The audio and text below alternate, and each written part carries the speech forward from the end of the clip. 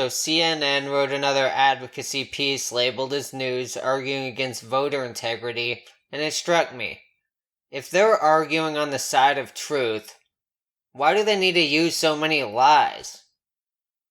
Today we'll be looking at this article where CNN is attacking the new Florida bill, changing up some laws relating to drop boxes, poll watchers, and mail-in voter ID, maybe a couple other minor provisions, revamping some of the voter integrity issues.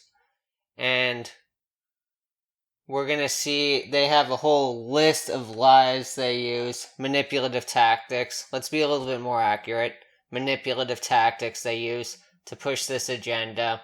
So it's clear that the way, obviously this is not labeled opinion. CNN does have an opinion section, but this is not it. This is just them reporting the news. You see the way the headline is written. It's, the headline right here could be better paraphrased as the new Florida bill is restrictive. That is really what the headline is saying. The headline is framed as factual, but it's actually opinion. And so the way they're presenting the article is just, here are the facts, laying them out. But what they're actually doing is they're making a case. They're doing a persuasive writing here. And they're using a lot of tricky little tactics here to do so. So let's start running through these. First one I have checked off, the named manipulation tactics. All of these named tactics are on the 5 sheet. You can see them on the website link below with the glossary defining each one. First one, poison the well. So the quote we have, quote, joining a host of other GOP-led states pushing new limits in connection with former President Donald Trump's baseless claims of fraud in the 2020 election. So this was right at the beginning of the article. They tie in this bill to Trump's claims about the presidential election. They describe those claims as baseless, and they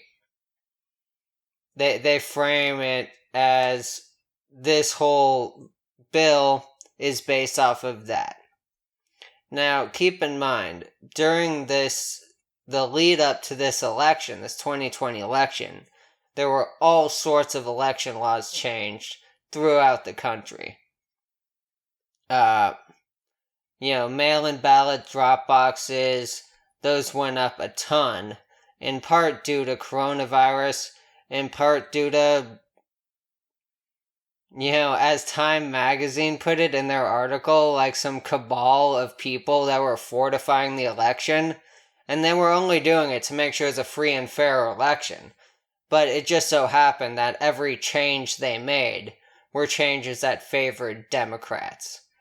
Right? Like, statistically, Democrats vote by mail more often, for example, so they did things to expand access to vote by mail.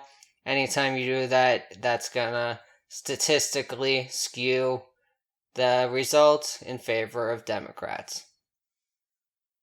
So, saying that everything in this bill is just a reaction to Trump's baseless claims is inaccurate, and putting it right at the beginning of this article colors the reader's perspective reading the rest of the article.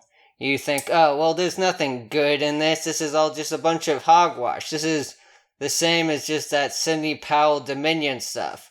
Everything in this article, or everything in this Florida bill, it's just as credible as all of that garbage. These guys are probably going to be sued for defamation too. So, that's a obvious manipulation tactic. Next one we have here is undue emotion. Specifically here, it's an appeal to tribalism. So they reference that this is aired, that the signing of the bill was aired on Fox News exclusively. And they don't just reference this once, they reference it twice. Like, one, I don't know how newsworthy that really is. I don't know if that should have been put into the article at all. But if you do choose to put it into the article, you don't need to put it in there twice. They're just really beating that drum. They're telling their readers, hey, listen, this is the out group taking this action. You should distrust anything they're doing. They're not one of us. They're one of them. So that is something that just triggers your subconscious, that, your reptile brain. It's not an argument about logic. It's just an argument to rile you up, to make you think irrationally, to manipulate you. It's exactly what it is. A manipulation tactic. Alright, moving along here. Newspeak. So, yeah, this is a great line. Quote, some of the restrictions created by the bill, Senate Bill 90, include expanding partisan observation power. So the restrictions include an expansion.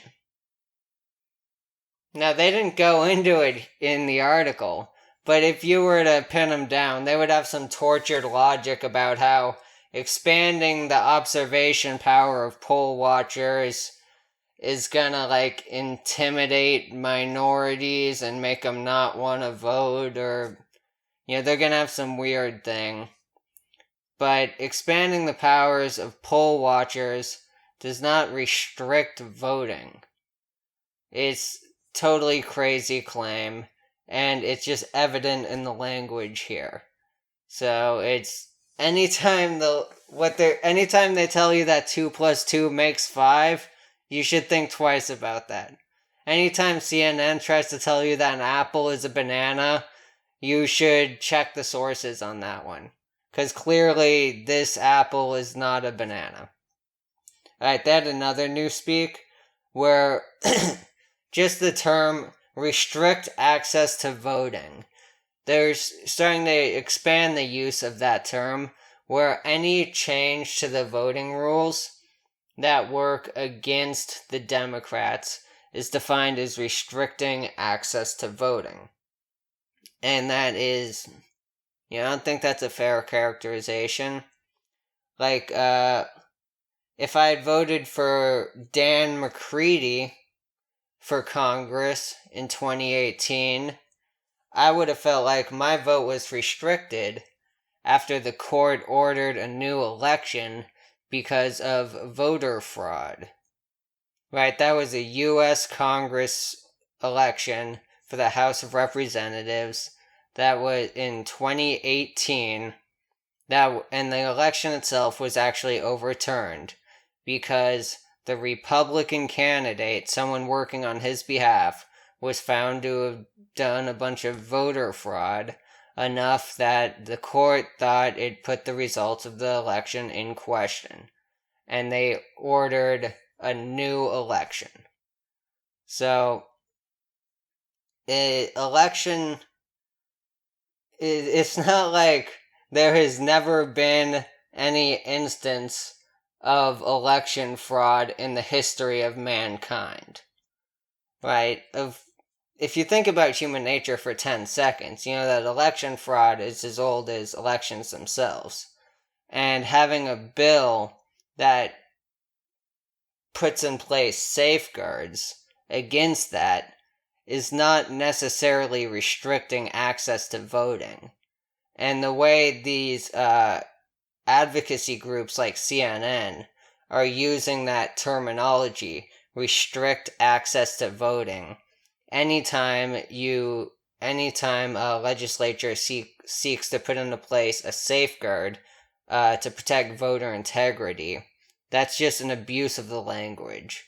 And it's, an intentional redefinition of the language as an attempt to manipulate the public dialogue. That is an example of newspeak. Alright. The last one here, the last name manipulation tactic, is the one side of the story, where they're only giving one side of the story. Right, so I have it listed here where they have a lot of people arguing in favor of the Democrat side of the position. They have lawyers, advocacy groups, politicians, Liz Cheney, a Republican, but they have her arguing in favor of the Democratic side, and CNN itself. Just, the article is making assertions on behalf of the Democrats. And on the other side of the story, they have a couple of statements from DeSantis as he was signing it, and they have a brief paraphrasing of what some Florida state legislators said, GOP state legislators said. So it's very much one-sided presentation of the story. They're not giving you fair context there. They're not giving you both sides of the story and letting you make up your own mind. They're just giving you their side of the story. That is clearly a manipulation tactic. Alright, couple other, and you could read through this thing yourself. You could see the link in here. It is just it's colored all the way through. It's just, it's heavily biased, the tonality of the whole thing. But this is a piece that only works well as part of the current tech, news, polity, oligarchy, right?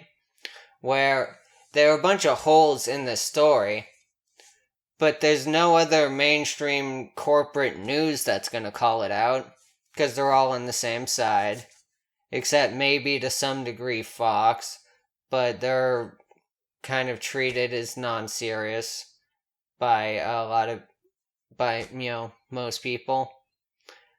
Even most people on the right don't treat Fox that seriously these days.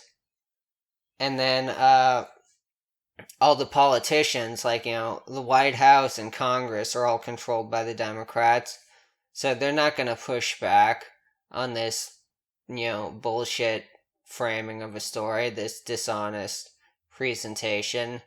And if anyone tries to argue against it online, a lot of that pushback is going to be censored by the tech oligarchs, by the allies of these news and politicians in the tech industry.